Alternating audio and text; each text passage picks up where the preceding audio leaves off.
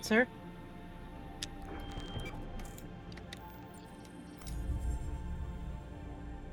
Okay.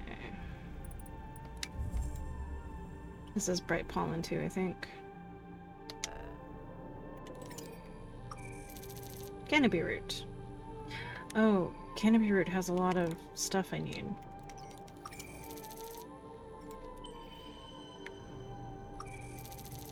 Yeah.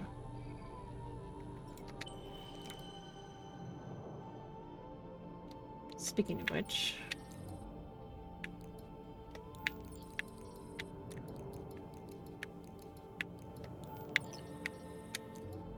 Alright, now shrill sex. Or these. Eh. I can still use them for stuff. Alright. If I...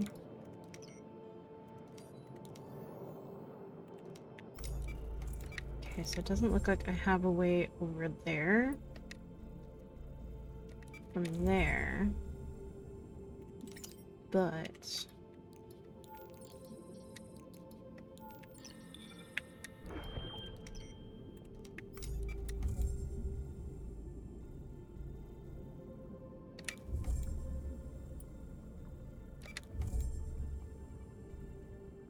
Okay, which ones are these? Shrill sex. I will take these. I'm feeling I'm gonna need them across the way. And then these are stock segment. And I'm full. Alright, fix that real quick.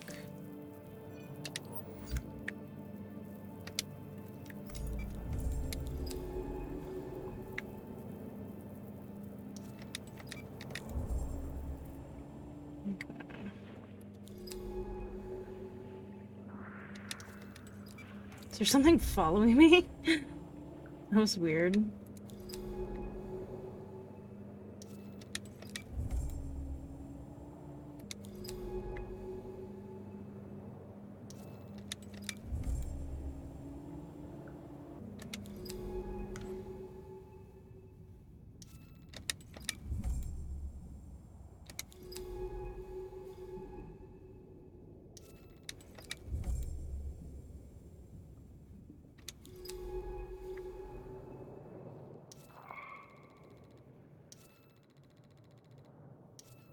Stock here, large creature. Okay. Does that mean... Yeah.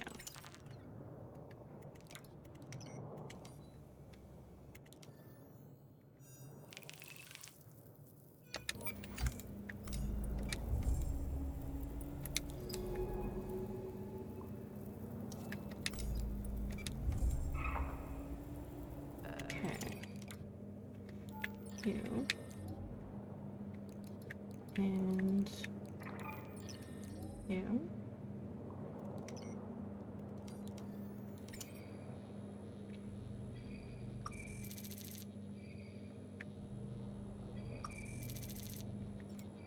Ooh. Lots of oxygen. Okay, cool. Can I get picked up by the drone? Yes.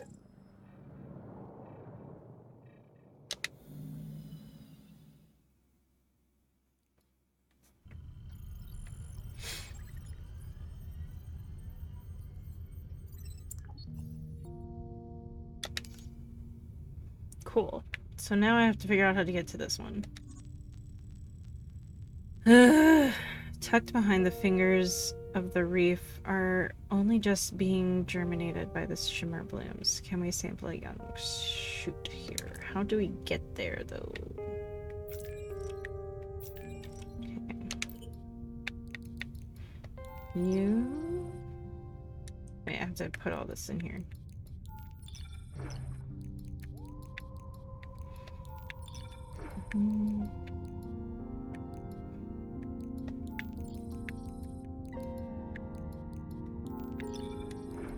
And then I don't have any of you left. Oh no, I do, huh?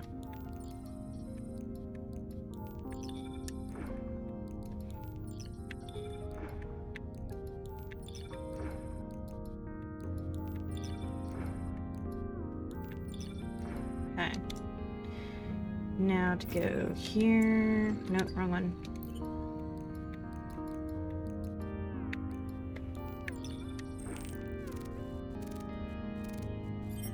Nope, and table stock taxonomy entry updated.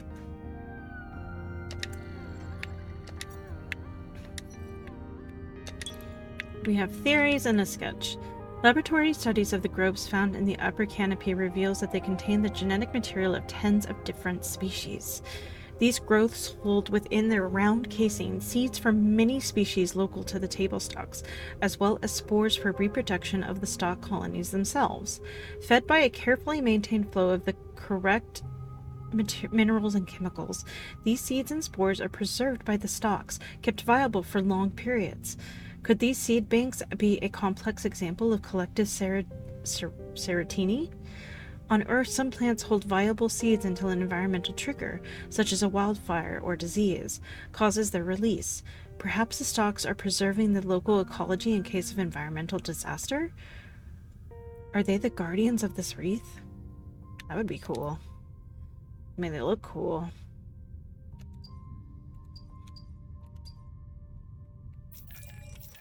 Alright. Let's try one more time to see if we can get into this area.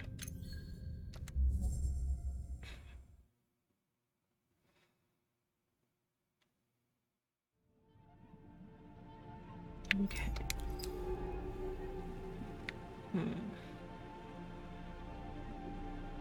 Thing is, it's like over...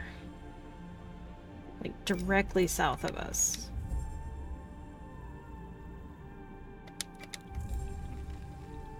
And like, there's not a way over there that I can tell. Reef stalks. And I can't get to there from the other way. So maybe...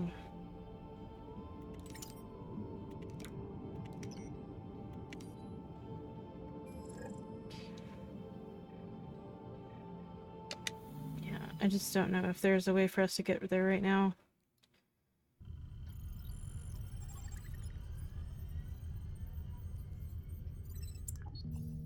Okay, so we're just gonna go over here. Try to go to this area. It's like southwest of us. So we're not going here? Oh, no, no, no, no, no. Oh, okay. So here's the way station. We need to go down to these two areas. The signal from the way station is that this is the remote lab. This is a sample request. So we have to pick up a sample request before we get to the remote lab. Okay. No, I need to fill my pockets with stuff I can use.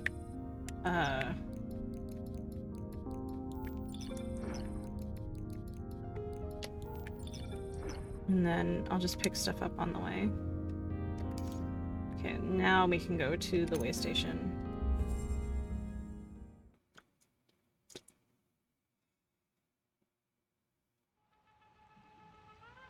Okay, so this is going to be tricky, tricky, tricky. Bubble edge. Okay.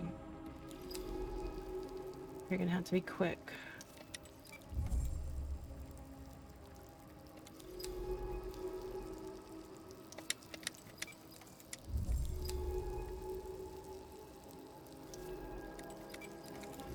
Oh, fuck me.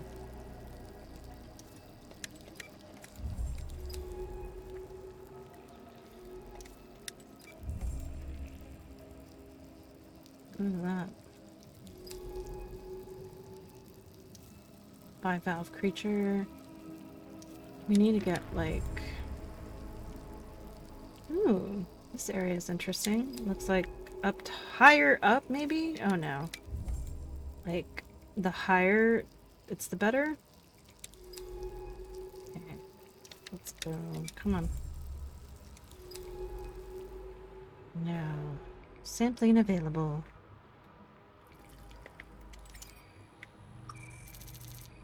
Fan dust.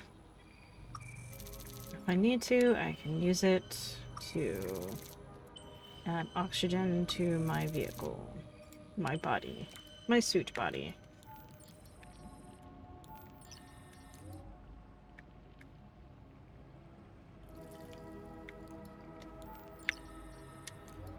You know what? Let's do the thing that they want us to do.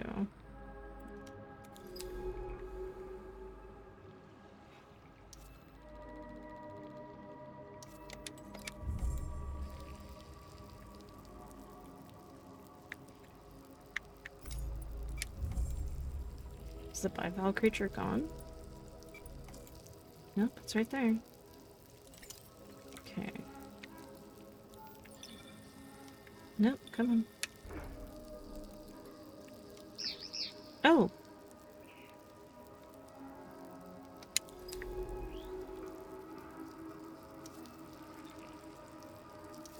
Yes! Okay. Now we gotta go back to the thing. Motherfucker. Get into the thing so we can fix ourselves. Real quick. Okay. Alright. So now we've done that.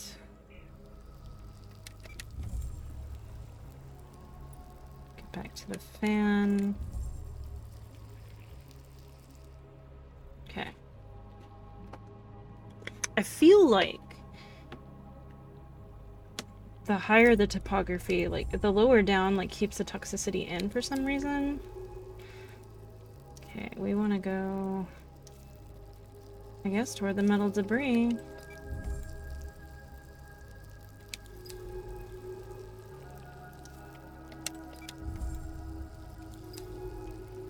Oh, there's another bivalve.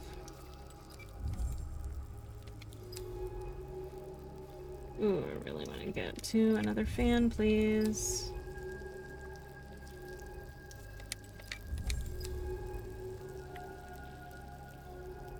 Ooh, a hole.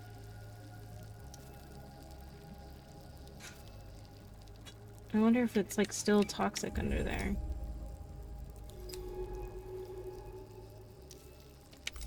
Overgrown hole.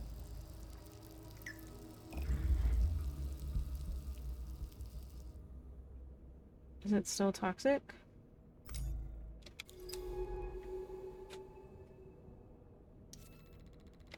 Dense bubbles. What is that? Hold on.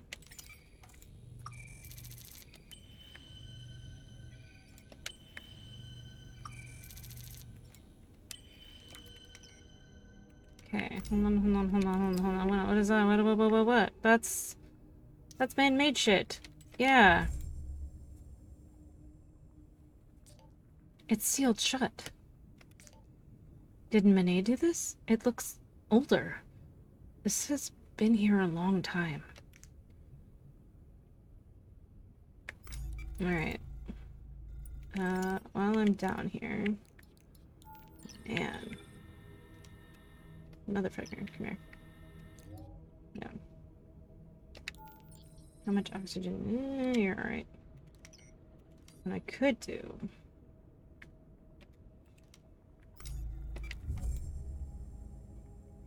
Looks like a bunker. Okay.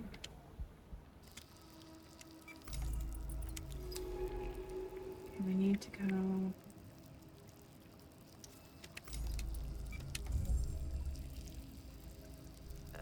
quickly now.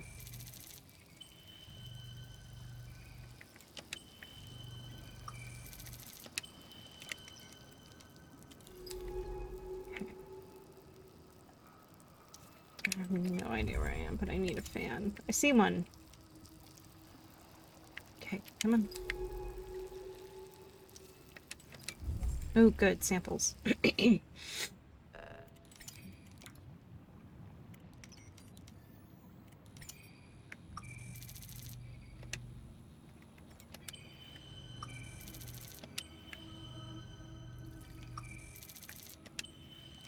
Alright.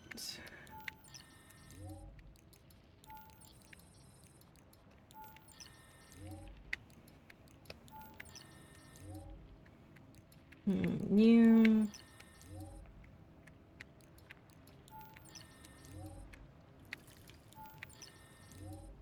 Okay.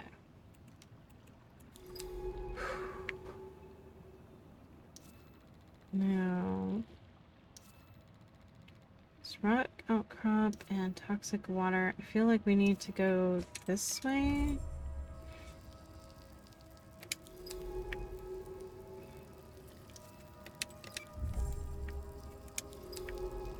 Okay. Well, we just knocked that one out of our view, I think, yeah.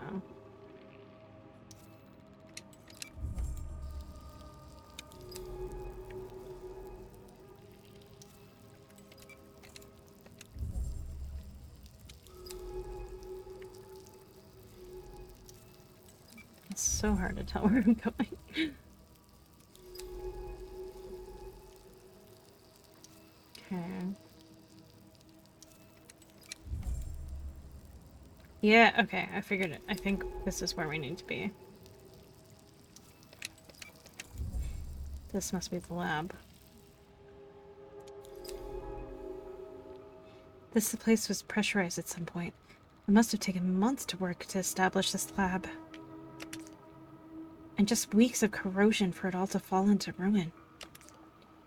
It looks like Monet was gathering those mineral skeletons, studying them.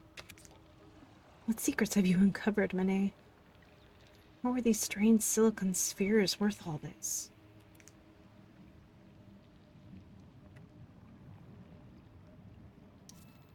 Bubblage.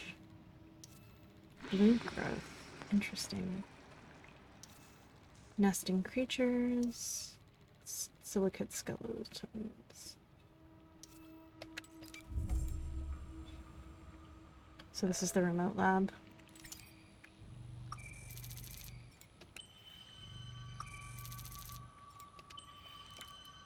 Okay.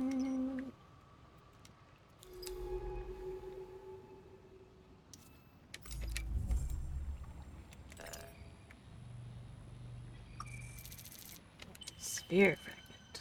Oh, just one.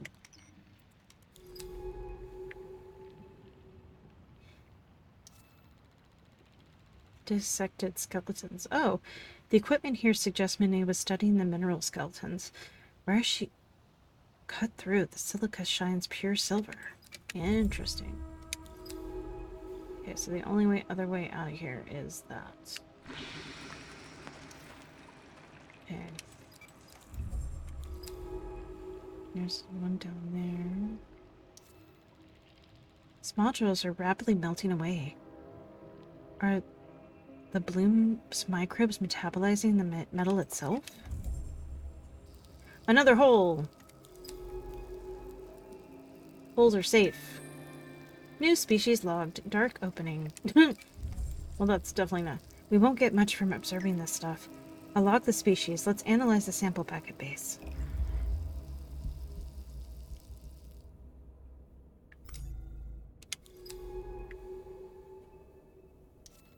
Steel passage. Monet must have laid this under the lab when she constructed it. The water is clearer here, shielded from the microbial clouds.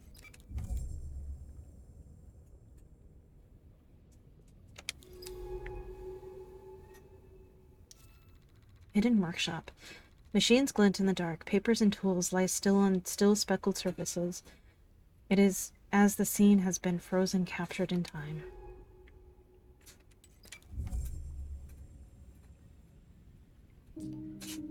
This is not just a lab. It's a workshop. He was building something down here. It's a suit. It looks like he was modifying an old atmospheric hard suit. How deep was she planning to go? These are verified for beyond 1,000 meters. I'm going to see what I can pull from the notes and documents here. See, some of them are still partially readable. The lack of water flow must have kept them in good condition. She was definitely speccing this suit for use beyond the drop-off, modifying it with a silicate skeletons. Artificer, she's called them. Exoskeletons with nanofibrous geothite protecting a silicon carbide core. The pressure resistance of their exoskeleton is unprecedented for a biological material. That would take the depth rating of the hard suit well past 3,000 meters. Incredible. But why go over the drop-off at all? What was pushing her forward? She was incredibly driven, desperate even. She mentioned sending ROVs down to the abyssal plane, cobbled together from bits of the base. All of them were lost, and her work on the suit failed. That's where the notes seem to end. The most recent document mentions another way. Did she make it somehow? The suit was so close to completion, why abandon it? We have to make that dive. If I can fix up the suit, we can take it over the drop-off. Perhaps Monet managed it. We need to follow. I can do this. We can do this. Let's get back outside and call in the drone. Okay.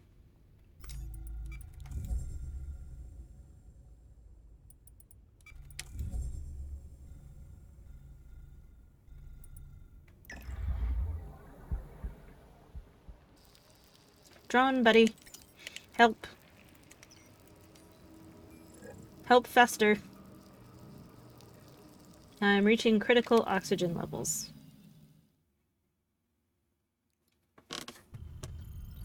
Oh.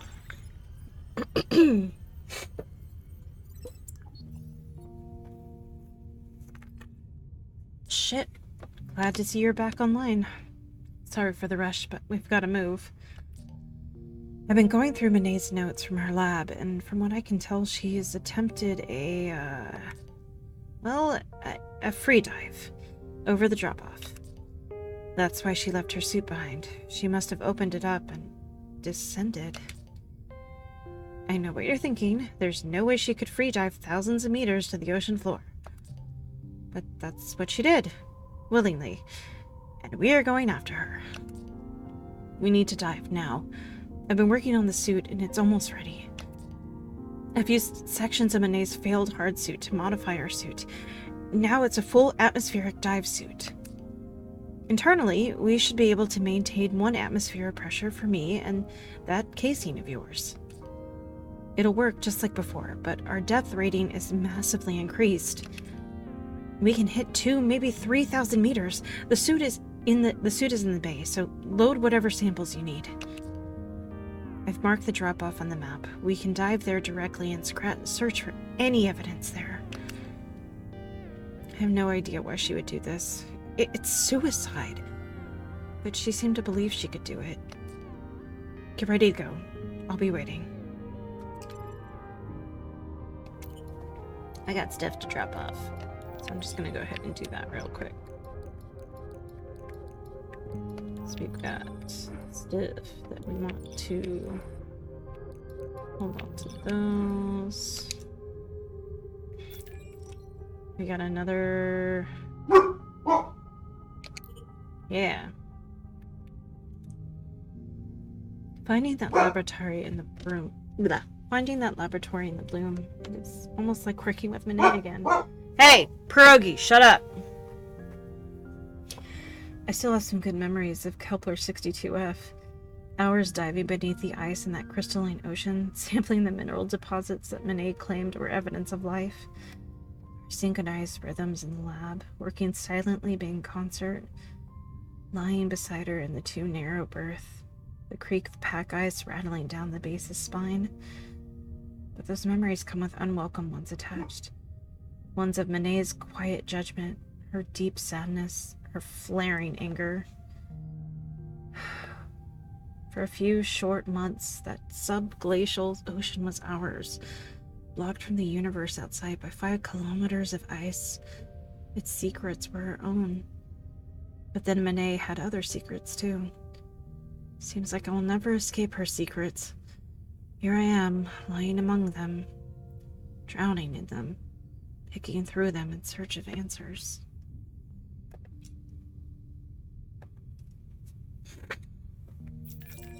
I'm gonna do some science. So I'm gonna log this first. Alright. I don't think we logged these properly. Taxonomy complete. Bacteria novae. Phyta, blue-green algae. Bloom froth. These clusters of opaque green bubbles can be found clinging to the surfaces of quiet areas of the bloom, where currents do not disturb their growth. They appear to be accumulations of the bloom's microbial growth, the green clouds that create this vast toxic cloud of anoxic ocean water. The bloom itself is a mysterious phenomenon, similar to the terrestrial algae blooms, hence the name Monet gave this part of the Galice 667 cc's ocean, but far more potent in the strength and seemingly much longer lasting, as much of the life in this sector has adapted to these extreme conditions.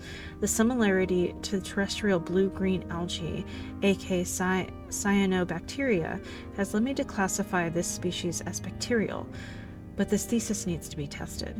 Perhaps by analyzing the froth, we can understand the underlying chemical processes taking place here.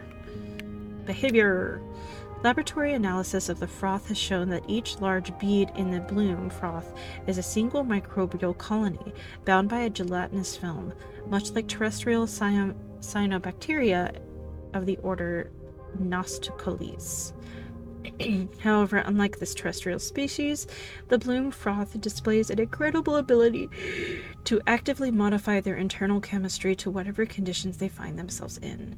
Most bloom froth appears to have diverted to consuming metallic compounds found in unusual abundance in the region of the bloom, rather than sunlight.